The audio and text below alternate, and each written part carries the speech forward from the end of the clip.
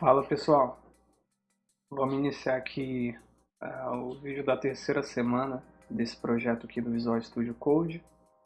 Hoje a gente vai fazer alguns ajustes que restaram nos vídeos da semana passada e vou mostrar para vocês algumas propriedades novas da CSS que provavelmente vão ajudar nos projetos que vocês estão desenvolvendo agora. Primeiro ponto que eu queria trabalhar nesse vídeo aqui, que é uma questão que vocês têm me perguntado com uma certa frequência, é como que a gente faz a instalação do Font Awesome em um projeto. Font Awesome, vocês devem se lembrar, a gente já utilizou ele recentemente. O que ele oferece? É uma biblioteca, né, com um conjunto de ícones que a gente consegue utilizar dentro do projeto, como se fossem fontes.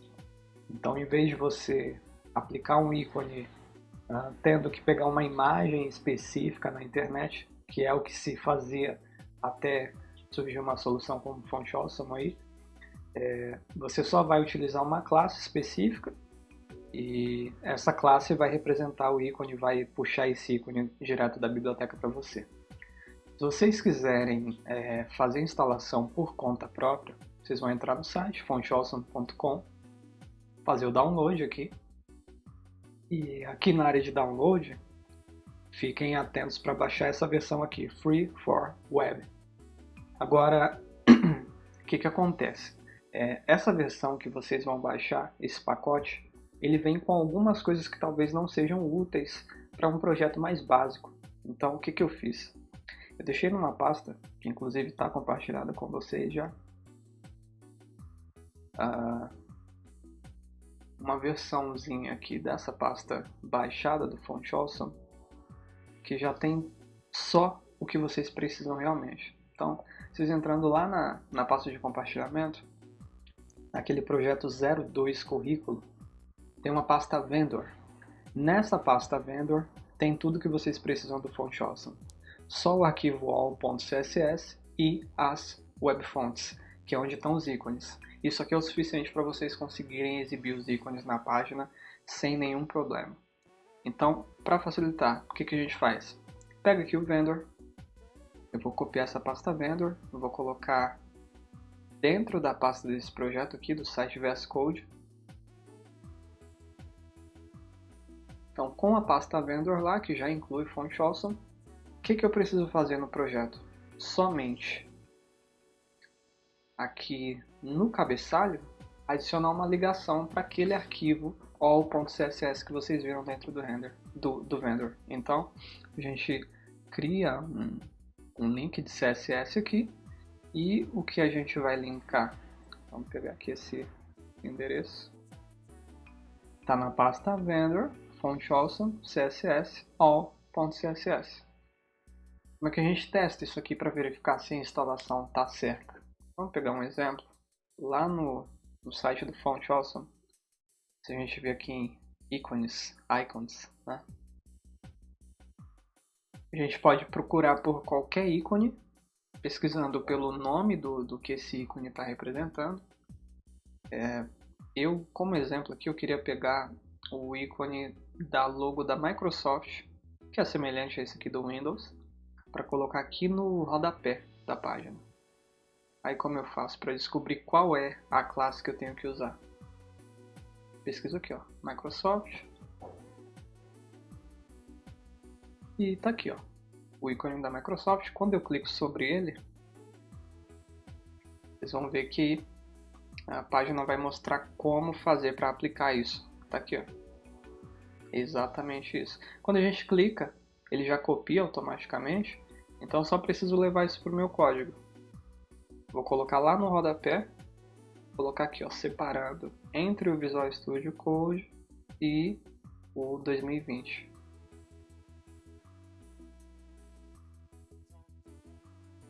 E aí observem que, ó, ele carregou o ícone da Microsoft, né, que é um desses ícones aí do Font Awesome. Então, a instalação e uso do Font Awesome é basicamente isso, né? Vocês podem pesquisar pelo ícone que vocês quiserem, copiar o código daqui e jogar no projeto. Para facilitar, às vezes a gente consegue deduzir aí o nome da classe para se usar geralmente é o seguinte, o nome das classes de ícones comuns, por exemplo, eu quero colocar uma lixeira, quero colocar um botão de login, de ligar, desligar, enfim, né? Tem ícone para tudo. Esses ícones genéricos, né, geralmente eles são acompanhados da classe FAS, que é a biblioteca padrão de ícones do Font Awesome. Se for o ícone de qualquer coisa que represente uma marca, no caso Microsoft representa uma marca, né? Instagram, Facebook, se eu precisasse do logotipo de qualquer uma dessas marcas, o ícone provavelmente vai vir com esse FAB. Esse B aqui é de brand, que é marca no inglês. Então, se for um ícone comum, FAS. Se for um ícone de marca, FAB. E aí todos os ícones eles têm FA tracinho, o nome do que ele representa. Então a gente consegue até deduzir, por exemplo, deixa eu colocar aqui, ó, a FAS, pegar um ícone comum e colocar aqui, por exemplo, aquele ícone do menuzinho hambúrguer, né, que são 3 barrinhas, se não me engano ele se chama FA Bars. E a gente pode salvar e verificar se o resultado é esse. Ó, exatamente o que a gente presumiu. Então, assim, o padrão de nomenclatura desses ícones não é difícil de aprender. Vocês conseguem pegar isso aí bem rápido. Vamos deixar aqui o logo da Microsoft mesmo. E o segundo ponto, né? Depois a gente já ter aí o Font Awesome instalado, já sabemos como aplicar um ícone dele. Vocês devem ter notado na semana passada, quando a gente estava editando aqui o layout, que, olha só, essa imagem que fica aqui dentro da segunda section aqui do layout, ela está estourando a altura do elemento pi dela. E aí por que isso está acontecendo? Vocês devem se lembrar que a gente definiu lá no nosso CSS que tanto o header, quanto as sections, quanto o footer, todos esses elementos eles ocupariam em torno de 33,3% da altura da tela. Se a gente observar aqui no CSS, ó, nesse ponto, a gente está definindo isso. Inclusive, a gente pode até aumentar um pouquinho esse valor para não ficar essa sobra aqui, ó. Percebem uma linhazinha aqui embaixo? Isso aqui é porque está restando um pequeno percentual e aí o próximo elemento está ocupando ele. A gente pode deixar todo mundo passando um pouco dos 33.3, colocar aqui 33.4. E aí vocês vão ver que a gente já tem um resultado um pouco melhor, né? Não tem aquela sobra de outro elemento por baixo. No entanto, a última section ela vai estar passando um pouco, mas eu acredito que fica melhor o aspecto aí do nosso layout. Mas sobre essa imagem, por que ela está estourando esse layout? A gente definiu, deixa eu ver aqui em que ponto isso ficou exatamente. Aqui, na área de captura de tela, que é aquela segunda seção, a gente definiu que a imagem teria 80% de largura, né? Ela ocuparia 80% da largura do elemento pi. E sim, isso está acontecendo tanto quando a gente está numa tela maior, quanto quando a gente está numa tela menor. Porém, o que a gente tem que observar aqui? A altura, quando ela fica menor do que a largura, vejam, a altura aqui está menor do que a largura. É a altura que precisa ser priorizada, e não a largura. A gente tem como definir, usando um recurso chamado Media Query, eu vou deixar isso um pouco mais para frente, né? Se a gente usa um estilo quando a gente está numa tela menos larga e usa outro estilo quando a gente está numa tela um pouco mais larga, mas vamos deixar esse aspecto especificamente mais para frente. O que a gente pode fazer aqui no momento para corrigir esse problema? Em vez de a gente definir aí que vai ocupar 80% da largura, por que a gente não foca na altura em vez disso, né? E aí eu poderia usar até uns 95%. O que vai acontecer? A imagem sempre vai ocupar aqui até 95% da altura do elemento pi, certo? Então, independente se a gente está numa tela mais larga ou menos larga, ela vai respeitar a altura do elemento pi, que é a menor dimensão aqui nesse caso. Muito improvável que a gente pegue um dispositivo aqui onde a altura vai ficar maior do que a largura. Talvez, Deixa eu ver no Pixel 2XL. Talvez esteja próximo aí. Talvez esteja próximo de ficar maior. A gente pode até verificar. Não, ainda não. São 274 pixels de altura, né? 411 de largura, 274 de altura. Então, nem assim, né? A largura, ela geralmente vai ser maior mesmo do que a altura. Esse é o segundo ponto que a gente precisava corrigir. O que a gente fez foi alterar, né, a dimensão base aí da nossa imagem de largura para altura. Eu estou marcando aqui os itens que a gente vai realizando numa colinha. E o próximo item que a gente precisa fazer é um ajuste aqui naquele ícone que a gente estava criando na semana passada especificamente. Esse ícone aqui do GitHub. Eu estive fazendo alguns testes e eu descobri uma forma da gente corrigir esse problema aqui, ó, de sobra da cor de fundo. Se a gente inspecionar o elemento, vocês vão conseguir perceber por que isso acontece. Ó. A gente tem aqui uma imagem. Vejam onde que a imagem termina lá embaixo. Abaixo da imagem ainda tem uma sobra para o elemento A. Ó. Então o que a gente pode fazer? Como que a gente está trabalhando lá no nosso CSS para colocar essa cor de fundo aqui e ela ficar, né, com esse formato circular ao redor do ícone? Vamos observar como é que está no nosso CSS.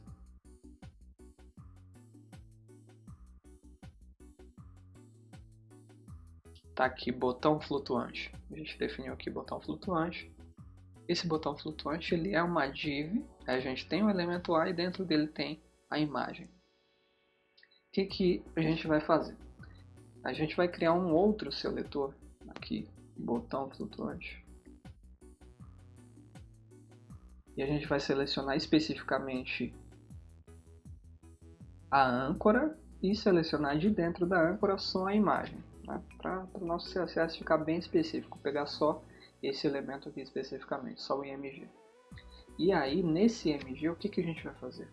A gente vai pegar essas duas propriedades que a gente tinha colocado na div, de cor de fundo branca e bordas arredondadas, a gente vai jogar isso diretamente na imagem.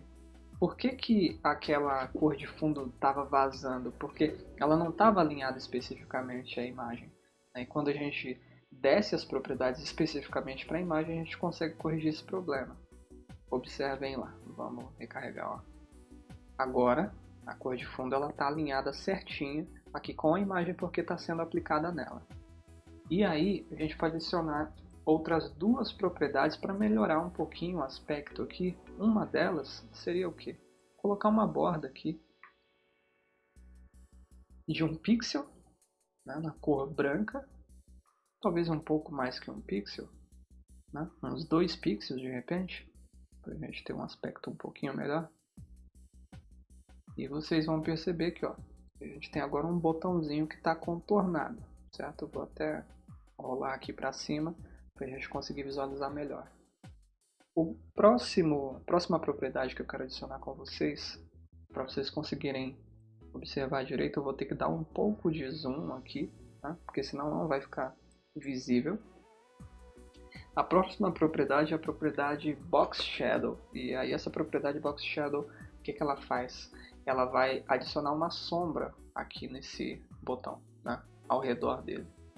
A Box Shadow ela é uma propriedade relativamente simples de se aprender. Né? Vocês vão aplicá-la dessa forma aqui, ó. Box Shadow. E a Box Shadow ela vai ter aí 4 parâmetros e mais uma cor, então são 5 ao todo. Acho que existem algumas outras configurações, a gente pode até deixar a documentação abrindo aqui para dar uma conferida. Mas é basicamente o seguinte: qual vai ser a distância da sombra em relação ao eixo horizontal? Vou colocar 2 pixels.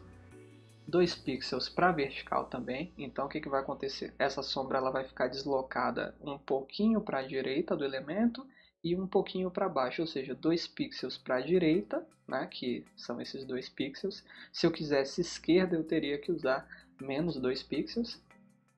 E 2 pixels para baixo, que é aqui no eixo vertical. Se eu quisesse que ele se deslocasse para cima, eu usaria menos 2 pixels. O próximo parâmetro aqui é o parâmetro de desfoque da sombra. E esse desfoque da sombra ele serve para quê? Para a gente definir qual vai ser o nível de dureza ou de suavidade dessa sombra. Quanto mais baixo o valor, mais dura essa sombra vai aparentar ser, né? Mais densa. E quanto mais alto, mais desfocada, mais suave essa sombra vai ficar. Eu vou colocar 2 pixels também e mais um parâmetro que é o parâmetro de, a gente pode chamar de espalhamento da sombra, né? A sombra vai ficar muito aberta em relação ao ponto central dela ou não. Eu vou colocar aqui só 1 pixel. O último parâmetro, a gente coloca aqui uma cor, certo? Então, lógico, vou colocar um vermelho só para ficar legível aqui de cara, para vocês perceberem que a sombra está aparecendo. Depois a gente corrige a aparência dela. Deixa eu fechar essa outra janela aqui. Ó, então a gente tem uma sombra aqui, vermelha, né? Tá visível tanto no fundo claro quanto no fundo escuro. Como eu falei para vocês, a gente pode manipular esses valores. Inclusive eu acho que a gente consegue mexer neles aqui mesmo, para vocês verem a diferença. Ó. 5 pixels de espalhamento da sombra, aí eu posso colocar 5 pixels de desfoque também, e a sombra vai desfocando um pouco mais. Só que o que eu vou fazer é o seguinte, em vez de usar esse vermelho, eu vou usar uma sombra preta. Então, usar aqui o RGB 0, 0, 0. Vocês devem se lembrar quando a gente coloca 0 nas 3 cores, que são o red, o green e o blue, né? O vermelho, o verde e o azul, a gente tem a cor preta. Porém, para essa sombra não ficar tão densa, o último parâmetro aqui no RGB, gente, é a opacidade dessa sombra, certo? Aqui é 100%, então ela vai ficar muito opaca. Eu quero que ela fique um pouco transparente, na verdade bem transparente, então a opacidade dela aqui vai ser só de 20%, que são esses 0.2. Vamos observar como que fica o resultado disso. Vejam lá, ó. A gente tem uma sombra suave aqui ao redor e fica até com um efeito interessante quando a gente está numa cor mais escura. Talvez a gente possa usar até uma opacidade maiorzinha, né, do que só 20%, colocar uns 40%. E aí vocês vão observar que a gente consegue perceber a sombra com mais força, né? Tá uma sombra um pouco mais escura aqui. Fica bem interessante quando a gente está num fundo mais escuro também. São detalhes, né? CSS tem muito disso. Trabalhar estilização de páginas é muito focar em detalhes também. Caso vocês queiram dar uma conferida na documentação da Box Shadow para ver outras possibilidades, ela está já quase toda traduzida em português aqui na MDN, né? E aqui tem alguns exemplos, inclusive, e a aplicação deles. Caso seja interessante para vocês, atentem-se a isso aqui, ó, essa possibilidade aqui de você fazer a sombra ficar por dentro do elemento e não por fora. Porque o que a gente fez ali foi fazer uma sombra externa, né? Se vocês usarem essa propriedade aqui, o Inset, a sombra vai ficar interna ao elemento, como nesse exemplo aqui, ó. É uma das possibilidades de você trabalhar com sombras. Então, deem uma conferida na documentação, vou deixar lá disponível para vocês, lá no sala de aula. E após ver aí o Box Shadow, tem uma outra propriedade que ela é bem interessante. Eu já vou abrir até dois links aqui para vocês verem, que é a propriedade de gradientes. Deixa eu carregar a página para vocês verem do que eu estou falando.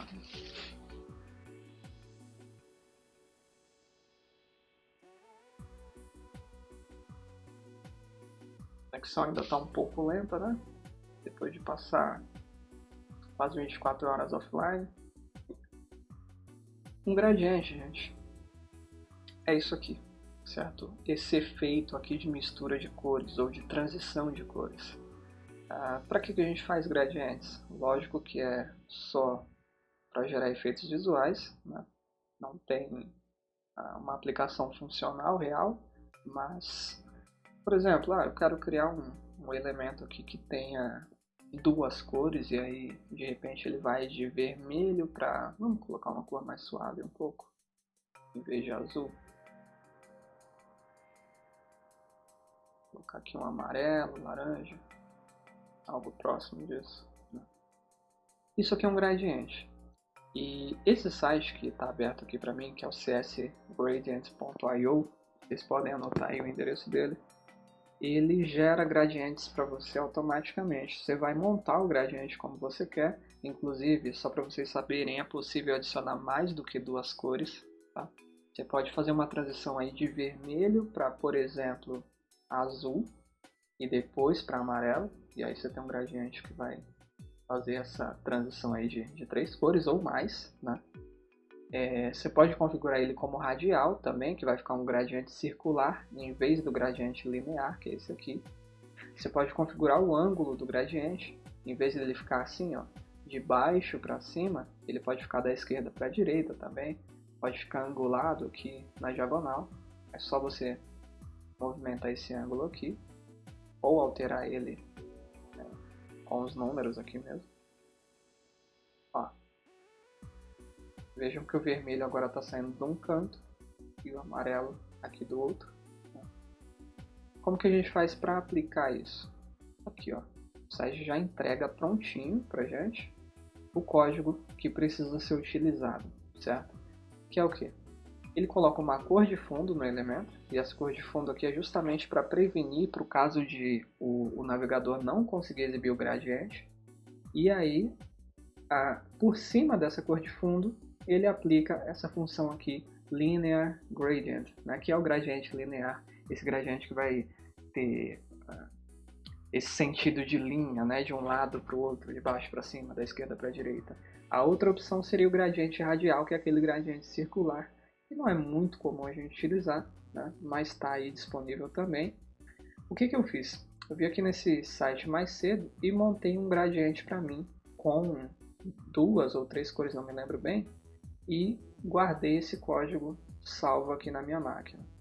Vou pegar ele aqui no meu bloquinho de notas e jogar lá no nosso projeto para vocês verem como que vai ficar. Eu vou aplicar esse gradiente aqui no header da página e vejam como é que fica. Ó. Eu vou lá no header, tá aqui o header. Eu já tenho uma cor de fundo adicionada aqui. O que eu vou fazer é o seguinte: vou usar aqui um background. Aliás, eu posso só colar, né? Já estava prontinho aqui para mim. Posso até remover o background color que eu tinha colocado antes. Como que funciona a propriedade? Aqui, ó, linear gradient. Aqui a direção, a cor, em que ponto ela começa. Aqui é outra cor, em que ponto ela começa. Certo? Então, estou vindo de um azul mais escuro. A direção tá de baixo para cima, no caso, 0 graus. Se eu quisesse da esquerda para a direita, seria 90.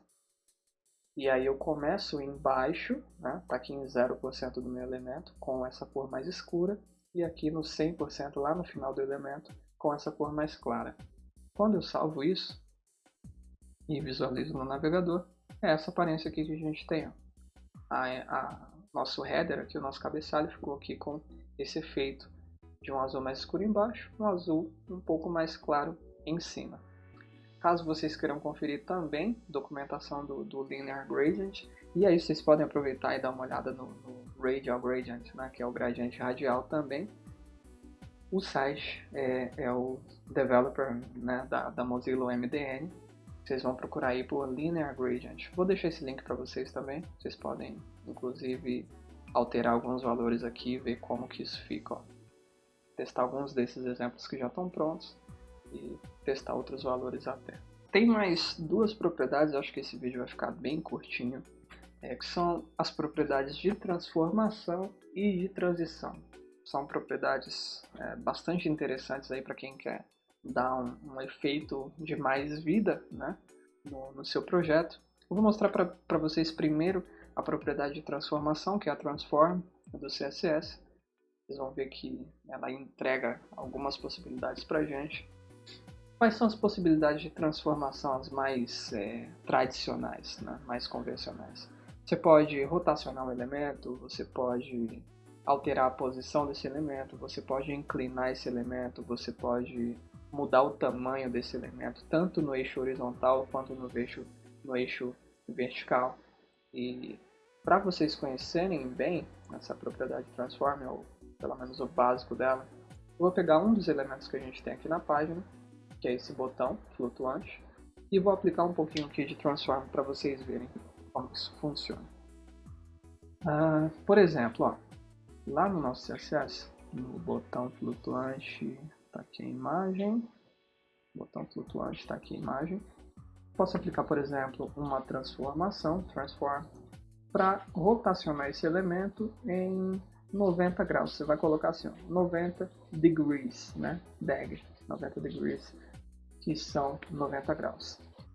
Quando eu visualizo isso aqui no navegador, vejam que, olha, o elemento está rotacionando. Eu poderia, em vez de aplicar rotação, ou até posso colocar junto da rotação, eu posso mudar a escala desse elemento, por exemplo, para 150% do tamanho real dele. Então esse elemento vai passar a ter aqui, se ele tinha 100 pixels, ele vai ter agora 150 pixels, né, de escala, tanto na horizontal quanto na vertical. Ele vai aumentar de forma proporcional. Vejam que o elemento fica maior. Agora, essas transformações, elas são bem mais interessantes quando a gente aplica elas de forma responsiva, digamos assim. Ela é aplicada em resposta a alguma outra ação. E aí, eu não me lembro bem se a gente chegou a ver essa pseudoclasse, que é a pseudoclasse Hover. Como que ela funciona? Eu vou selecionar aqui o mesmo elemento e a pseudoclasse Hover, essa aqui, o que ela faz? Qualquer CSS que eu aplicar aqui dentro desse seletor, ele só vai ser aplicado de fato ao elemento quando eu estiver com o mouse sobre o elemento. Então, por exemplo, ó, eu posso adicionar esse transform aqui dentro do hover, o que significa que o meu elemento ele vai continuar com a aparência antiga. Porém, se eu passar o mouse sobre ele, ele gira 90 graus e ele vai escalar para 150% do tamanho original dele. E aí vejam como que fica isso. Ó. Eu passo o mouse sobre o elemento e aí ele girou. Tá? Girou e aumentou. É interessante vocês ficarem atentos quanto ao hover pelo seguinte. Ó.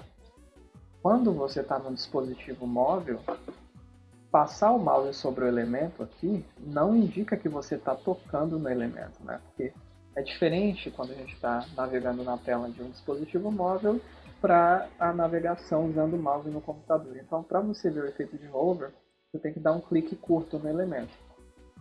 Então, ó, eu dou um clique curto aqui e ele anima. O problema é que, como esse elemento ele tem um link lá para o GitHub, eu acabo indo lá para a página do GitHub, né?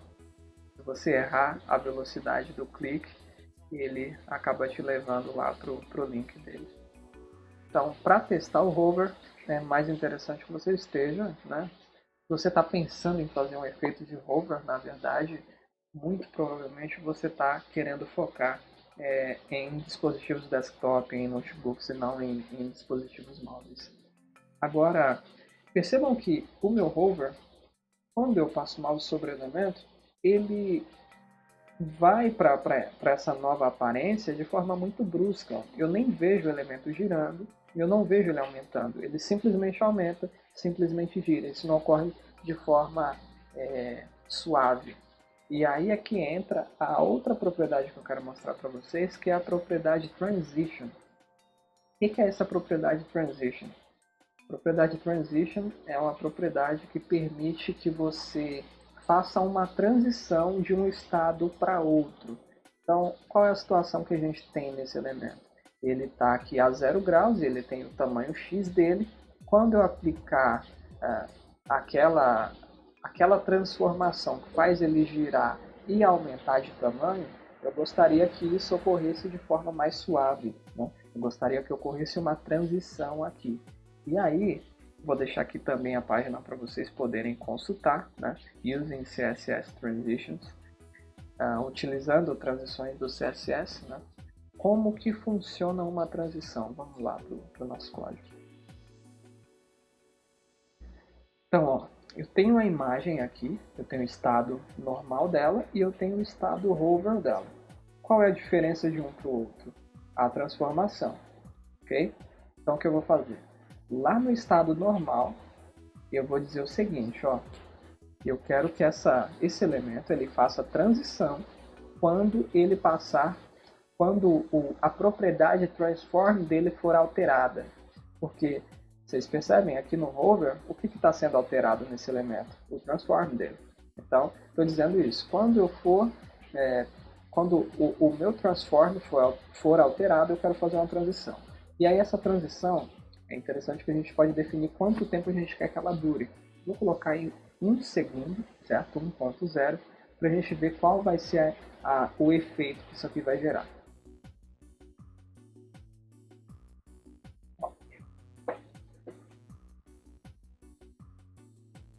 Opa, tive algum problema aqui, não sei se foi porque eu não salvei ou não atualizei a página.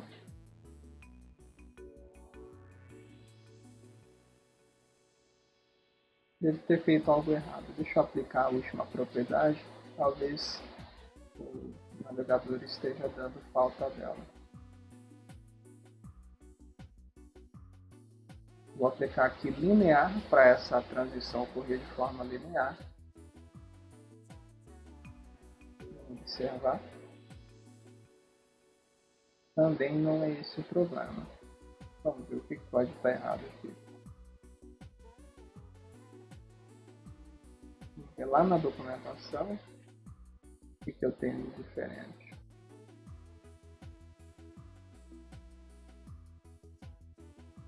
Era a propriedade transition completa. Vocês vão observar na documentação isso aqui. Ó.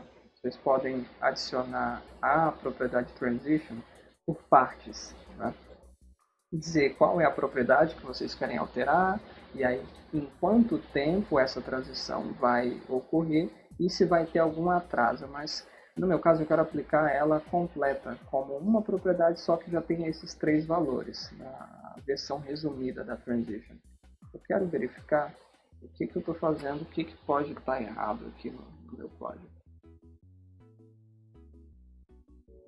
Tá, aparentemente não parece ter nada de errado. O que eu vou fazer? Que é uma possibilidade. Ó. Ah, tá. Tá faltando aqui o S para indicar que é 1 segundo, gente.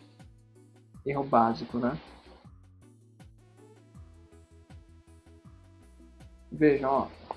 Quando eu passo o mouse sobre o elemento, ele leva 1 segundo para mudar de estado, certo? Então, foi o que eu defini, ó. Quando ocorrer uma alteração na propriedade transform desse elemento, eu quero que leve 1 segundo e eu quero que isso ocorra de forma linear. Isso aqui, essa coisa de ocorrer de forma linear, ela é interessante porque se você estiver no Google Chrome, você pode alterar essa função e usar uma outra função de tempo. A gente chama isso aqui de função de tempo da transição. E aí, essa forma linear aqui, como é que ela funciona? A transição ela ocorre toda na mesma velocidade, ela não acelera e ela não reduz a velocidade. Se você fizer algo tipo isso aqui, ó, você pode elevar a aceleração no início e estabilizar ela no fim. Vejam como é que o círculo se move. Ó. Ele praticamente salta ao início, porque ele está acelerando muito rápido, e aí ele começa a frear daqui para frente. Vamos ver o que isso faz. Ó. O início vai muito rápido. Ó, o início vai muito rápido, ele estabiliza depois. Vai muito rápido e estabiliza depois. Certo? Vocês podem editar isso aqui, né? E aí prestem atenção em qual é a função que é gerada. Essa função aqui é a que você vai aplicar, porque tem que lembrar de salvar isso no seu código, no lugar da função linear, certo? Além dessa linear e da cúbica, né? Desse Bezier cúbico, que é o que a gente edita aqui direto no navegador, existem algumas outras já prontas com nomes, por exemplo, tem o Easy In, o Easy In Out e o Easy Out. Né? Vamos testar o Easy In e ver como que ele funciona. Ó. Vou atualizar novamente.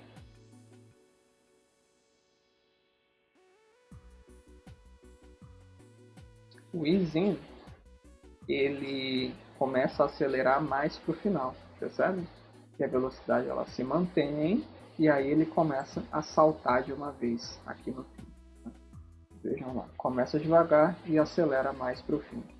Começa devagar e acelera mais para o fim, certo? Vocês podem observar aí, fazer alguns testes com essas funções. Podem testar aí valores maiores, por exemplo, eu quero que a transição leve 3 segundos. Vai ver que ela vai ocorrer bem mais devagar, né, no geral. Leva 3 segundos para chegar ao estado final. Da mesma forma, para retornar quando eu tiro o mouse. E um último parâmetro que eu geralmente não uso nas coisas que eu faço, mas pode ser que surja uma necessidade para vocês, é o delay. O que é esse delay? O delay é o atraso da transição. Esse atraso ele pode ser, vamos supor aí a seguinte situação. Eu quero que depois que eu passe o mouse, né, sobre o elemento, para que essa transição ocorra, eu aguarde aí meio segundo. Então, ele não vai começar a girar logo de cara. Ele vai aguardar meio segundo antes de começar a rotação. Ó.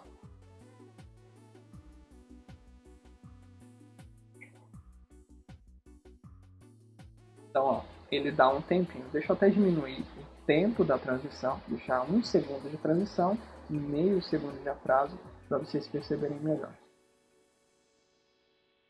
Passo o mouse, deu um atraso, girou. Tiro o mouse, deu um atraso, girou. Certo? Então, o transition funciona dessa forma, gente. E o transition ele pode ser aplicado em qualquer propriedade. Um exemplo para ficar legal para vocês, ó. Vocês podem, por exemplo, dizer que no hover a cor do seu elemento, a cor de fundo, vai mudar para gold, que é um amarelo bem forte, tipo amarelo ovo. Tá? Quando eu coloco essa propriedade aqui, eu não espero que isso aqui ainda entre na minha transição, mas vai entrar no hover. Vejam o que aconteceu. Ó.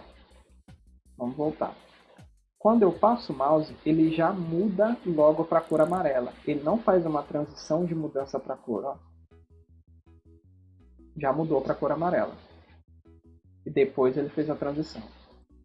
Para que você cubra tanto essa mudança quanto essa mudança, ou todas as outras que ocorrerem aí nesse estado diferente que você tiver definido, no meu caso aqui é o hover, o que você faz para cobrir todas?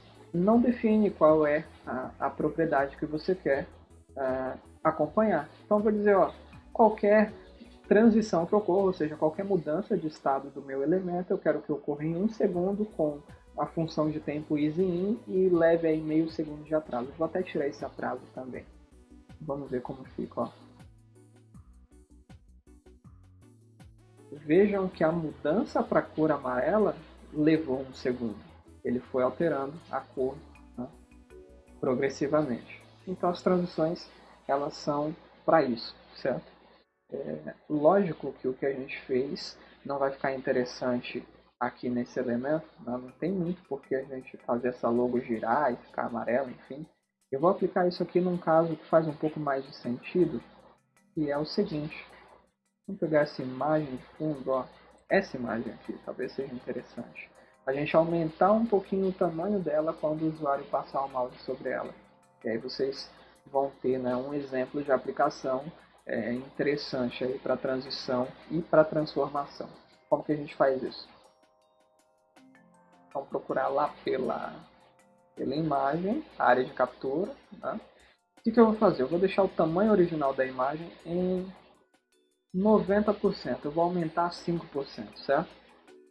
E aí a gente faz como? Pegar aqui, selecionar o mesmo elemento. E aí eu vou dizer que no hover desse elemento, ou seja, quando eu estiver passando o mouse sobre ele, eu vou usar uma transformação de escala. Esse elemento ele vai para 1.0. Vou colocar para ele aumentar 10%. Se ele aumentar 10%, ele vai para 99% do tamanho do par, né? Porque ele está com 90%, mais 10% aqui, ele vai ocupar esses 99% da altura do par. Então, acho que fica interessante aqui. Ó. Ele vai aumentar para 99% do total. Então, a transformação é essa no hover. Vamos só testar se está funcionando. Passo o mouse, sim, ó. Passo o mouse, ele aumenta.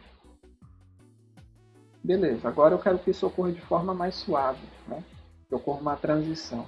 Então, lembra disso, gente, a transição ela é definida no elemento puro e não no estado que você quer. Por exemplo, eu quero que isso ocorra quando eu passar o mouse sobre esse elemento, que é no hover. Você não vai colocar a transição no hover, você coloca a transição no elemento normal. Então, eu quero uma transição para quando ocorrer uma transformação, ou quando o transform do meu elemento for alterado, eu quero que isso leve aí, vou colocar 0,7 segundos e ocorra de forma easy in, que começa lento, fica mais rápido depois. Vamos observar.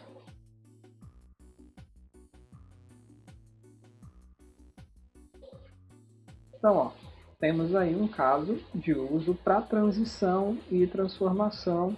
Né? Aplicamos aqui a sombra nesse elemento aqui também e o gradiente aqui no header, além de ter corrigido alguns errinhos e adicionado aqui o font awesome. Ok? Eu espero que esses recursos que a gente viu sejam úteis para vocês ainda nessa reta final da construção dos projetos e a gente se vê semana que vem. Se cuidem, até mais!